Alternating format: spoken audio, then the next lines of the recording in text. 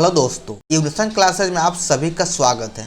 इस वीडियो में हम लोग ज्ञान बिंदु जीएस एकेडमी जो रोशन आनंद सर के द्वारा साप्ताहिक करंट अफेयर का स्पेशल टेस्ट सीरीज चलाया जा रहा है, उसका यह सेट नंबर पहला है जो 6/7/2024 को चलाया गया था। तो यह जुलाई का प्रथम सप्ताह का करंट अफेयर है जो ज्ञान बिंदु जीएस एकेडमी में चलता है। तो हम उसी का लेकर आ चुके हैं पहला टेस्ट सीरीज। तो इस टेस्ट सीरीज में 50 क्वेश्चन है और यह हर शनिवार को आपको वीडियो अवेलेबल करा दिया जाएगा जो ज्ञान बिंदु में टेस्ट चलता है। तो आइए हम इसी सेट का डिस्कशन करने वाले हैं और आपको अच्छे से और आपको याद करने की कोशिश करते हैं।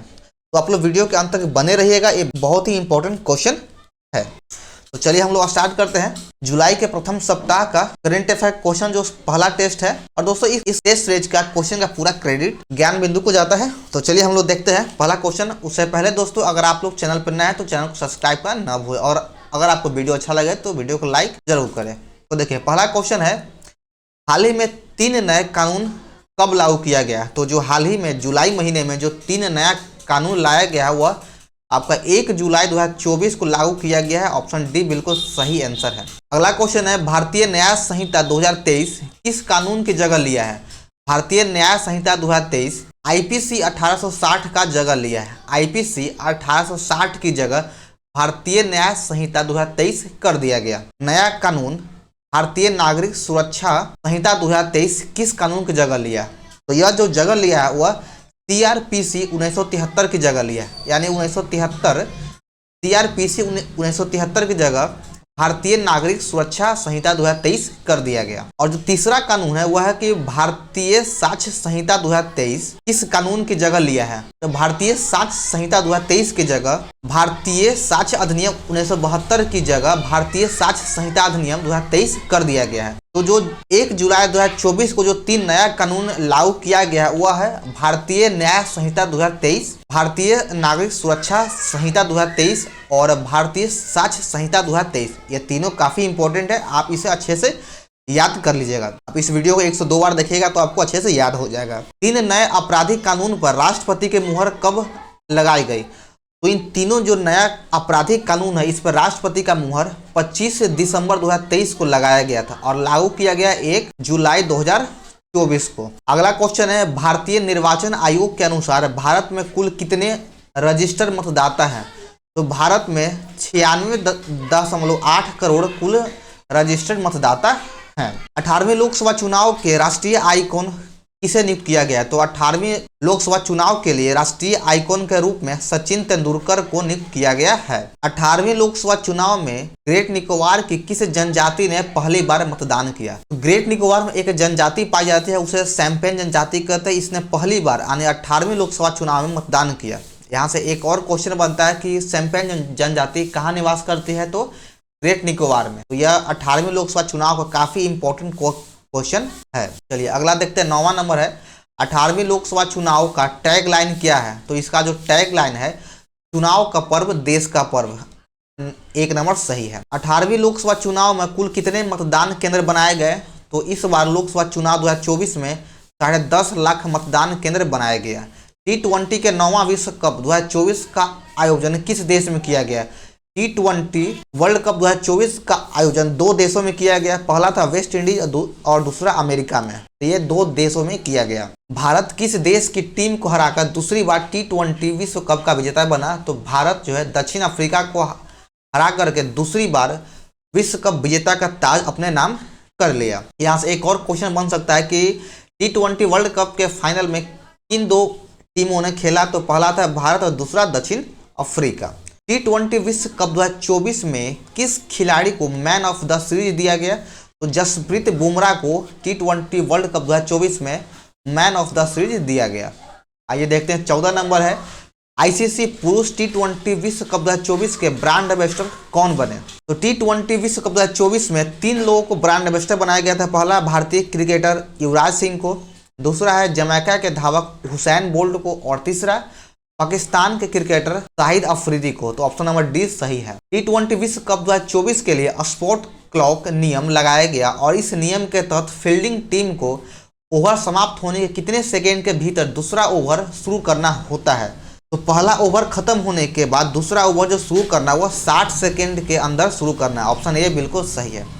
और अगर आपको इस टेस्ट सीरीज का पीडीएफ चाहिए तो पीडीएफ आप हमारे टेलीग्राम चैनल से डाउनलोड कर सकते हैं, जिसका लिंक डिस्क्रिप्शन बॉक्स में दिया है। आइए देखते हैं नेक्स्ट क्वेश्चन है, 77वें कांस फिल्म फेस्टिवल में ला सिनेफ श्रेणी में किस भारतीय फिल्म को प्रथम पुरस्कार मिला है? तो यह पुरस्कार sunflower are the first ones to know को मिला। ऑप्शन ए सही है। 77वें कांस फिल्म फेस्टिवल में ग्रैंड पिक्स जीतने वाली पहली भारतीय फिल्म कौन है?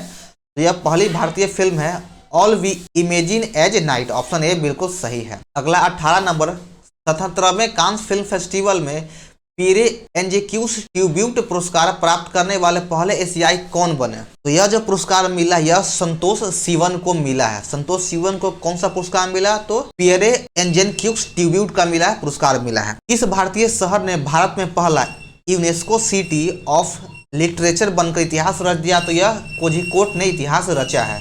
कोझिकोड केरल में। 12वां विश्व हिंदी सम्मान किसे प्रदान किया गया? तो 12वां विश्व हिंदी सम्मान डॉक्टर उषा ठाकुर को प्रदान किया गया। ऑप्शन ए सही है। हाल ही में किस राज्य सरकार ने मुख्यमंत्री बहन बेटी स्वावलंबन योजना की शुरुआत किया है? तो इस योजना की शुरुआत झारखंड सरकार के द्वारा किया गया। हाल ही में G7 शिखर सम्मेलन 2024 का आयोजन हुआ है और इस बैठक की अध्यक्षता किस देश के द्वारा किया गया? यानी जी शिखर सम्मेलन की अध्यक्षता किस देश के द्वारा किया गया? तो यह इटली के द्वारा किया गया है। ऑप्शन डी बिल्कुल सही उत्तर हो जाएगा। हाल ही में अंतर्राष्ट्रीय बुकर पुरस्कार 2024 से किसे सम्मानित किया गया? अंतर्राष्ट्रीय बुकर पुरस्कार 2024 से जेनी एपेनबेक को सम्मानित किया गया है। ऑप्शन ए सही है। हाल ही में विश्व की सबसे ऊंची खगोलीय वेधशाला कहाँ स्थापित किया गया? तो विश्व का सबसे ऊंचा खगोलीय वेधशाला चिली में स्थापित किया गया। हाल ही में कहाँ भारत ओलंपिक अनुसंधान केंद्र का उद्घाटन किया गया है? तो इसका उद्घाटन गांधीनगर में गांधीनगर गुजरात में किया गया है। ऑप्शन ए बिल्कुल सही है। हाल ही में हेमिस महोत्सव 2024 का आयोजन कहाँ संपन्न हुआ? देखिए हेमिस महोत्सव चाहे किसी वर्ष हो, यह आपका लद्दाख में होता है, तो इसका सही उत्तर हो जाएगा ऑप्शन सी लद्दाख। हाल ही में किसे UNHCR का वैश्विक सद्भावना राजदूत नियुक्त किया गया है? UNHCR का वैश्विक सद्भावना राजदूत थियो जेम्स को नियुक्त किया गया है। ऑप्शन ए बिल्कुल सही है।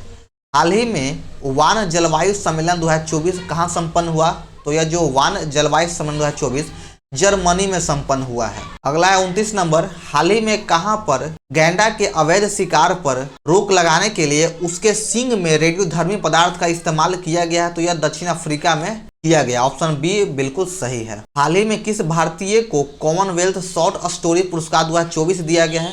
तो कॉमनवेल्थ शॉर्ट स्टोरी पुरस्कार 2024 संजना ठाकुर को दिया गया। ऑप्शन बी सही है। नैटोल झील कहाँ अवस्थित है जो जलवायु परिवर्तन से अत्यधिक प्रभावित हो रहा है? नैटोल झील तंजानिया में अवस्थित है जो जलवायु परिवर्तन के कारण अत्यधिक प्रभावित हो रहा है। हाल ही में भारत और मिस्र के वायुसेना के बीच कौन सा युद्ध अभ्यास संपन्न हुआ है? भारत और मिस्र के बीच ओपेक्स अभ्यास का संपन्न हुआ है। ऑप्शन ए सही है। हाल ही में किस राज्य की विधानसभा ने अपना नाम बदलने का प्रस्ताव पारित किया है? केरल विधानसभा ने अपना नाम बदलने का प्रस्ताव पारित किया। हाल ही में औपचारिक रूप से भारत का पहला शहर जो सिटी ऑफ लिटरेचर के सूची में शामिल हुआ है तो यह कोझिकोड केरल में है। हाल ही में कहाँ स्थित आर्मी अस्पताल में स्किन बैंक खोला गया है? तो स्किन बैंक दिल्ली में खोला गया, दिल्ली आर्मी अस्पताल में खोला गया है। 36 नंबर है, हाल ही में किस राज्य सरकार ने आरक्षण की सीमा को बढ़ाकर 65% करने का निर्णय लिया था जिससे वहां की उच्च न्यायालय ने खारिज कर दिया?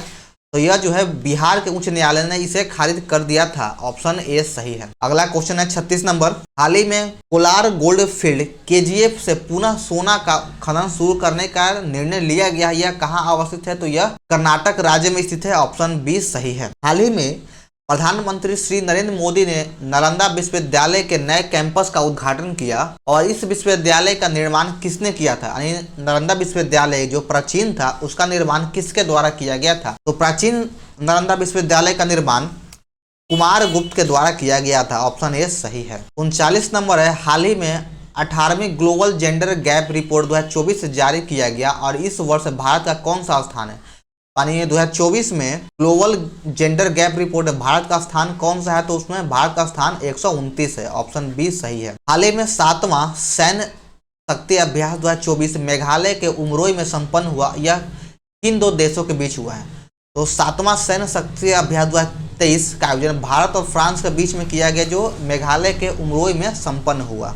चलिए 41 नंबर क्वेश्चन है, हाल ही में जॉन डर्कस गेडनर वैश्विक स्वास्थ्य पुरस्कार 2024 सम्मान किन्हें दिया गया? तो यह सम्मान जो है डॉक्टर गगनदीप कांग को दिया गया है।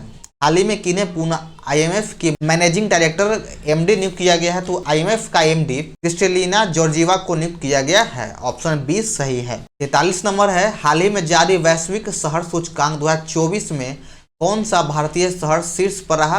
तो इसमें दिल्ली शहर शीर्ष पे है। ऑप्शन ए बिल्कुल सही है। हाल ही में किन्हें मैक्सिको की पहली महिला राष्ट्रपति चुना गया है? तो मैक्सिको की पहली महिला राष्ट्रपति क्लाउडिया शिनबाम को नियुक्त किया गया है। ऑप्शन बी इसका सही आंसर हो जाएगा। 45 नंबर है कि हाल ही में 29वां रिमपैक अभ्यास 2024 का आयोजन कहाँ शुरू हुआ?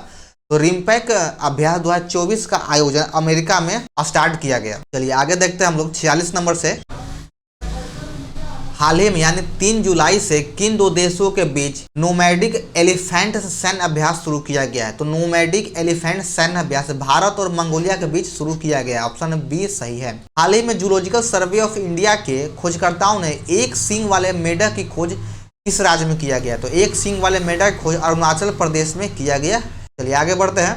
स्विट्जरलैंड के लोकार्नो फिल्म फेस्टिवल में किस बॉलीवुड स्टार को करियर अचीवमेंट अवार्ड से सम्मानित किया गया है? तो यह जो सम्मान दिया गया शाहरुख खान को दिया गया है। ऑप्शन बी सही है। हाल ही में 4 जुलाई को झारखंड के नए मुख्यमंत्री कौन नियुक्त हुए हैं? तो झारखंड के वर्तमान में नए मुख्यमंत्री हेमंत सोरेन ने शपथ लिया है। ऑप्शन बी सही है। इससे पहले चंपई सोरेन थे। 6 जुलाई को कौन सा दिवस मनाया जाता है? तो 6 जुलाई को विश्व जूनोसिस दिवस मनाया जाता है। ऑप्शन ए बिल्कुल सही है। 6 जुलाई को विश्व जूनोसिस दिवस मनाया जाता है। तो चलिए आपका ये करेंट अफेयर का पहला टेस्ट समाप्त होता है।